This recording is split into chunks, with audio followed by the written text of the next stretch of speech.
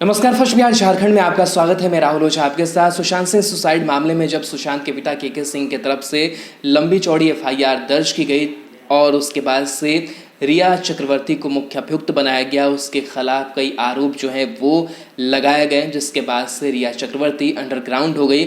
उससे पता था कि बिहार पुलिस अगर पहुंची है, उससे पूछताछ करेगी तो कई राज उससे खोलने पड़ सकते हैं, लिहाजा वो अंडरग्राउंड हो गई थी। चर्चा ये थी कि वो मुंबई छोड़ करके बाहर चली गई है, लेकिन अचानक जो रिया है वो अपने अपार्टमेंट में लौटी है और जिस तरीके से उसकी वापसी हुई है ये बता रहा है कि वो मुंबई से बाहर नहीं गई थी, बल्कि मुंबई में ही किसी रसूखदार ने उसे शेल्टर दिया था, उसको उसने अंडरग्राउंड किया था।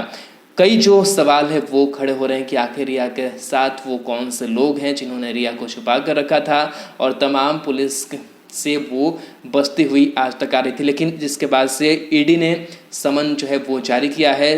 आपको बता दें कि शुक्रवार को पूछताछ ईडी करने वाली है और इसको लेकर के समन जारी किया गया है। उससे पहले रिया चक्रवर्ती जो है वो अपने फ्लैट में वापस लौट आई है, लेकिन इस वापसी से भी कई सवाल जो हैं वो खड़े हो रहे हैं।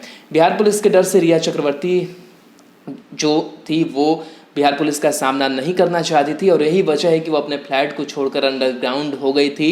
सवाल यही उठ रहा है कि आखिर किस रसूखदार ने रिया को अंडरग्राउंड किया, बिहार पुलिस से उसे बचा कर रखा और जब बिहार पुलिस की पूछताछ का संकट खत्म हो गया है तो रिया वापस अपने अपार्टमेंट में पहुंच गई है।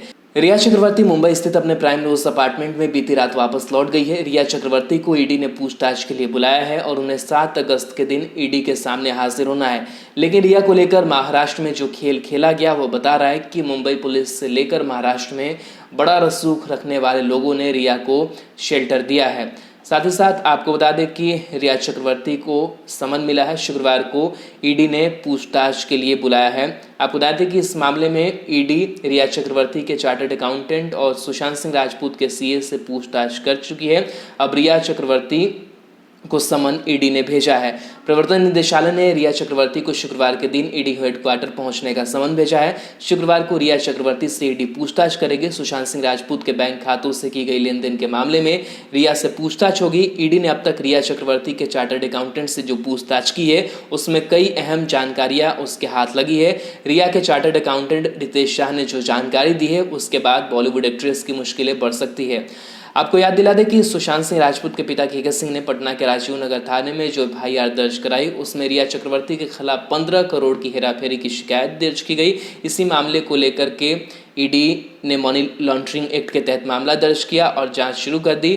2 चार्टर्ड अकाउंटेंट से पूछताछ के बाद अब रिया चक्रवर्ती से पूछताछ की बारी है।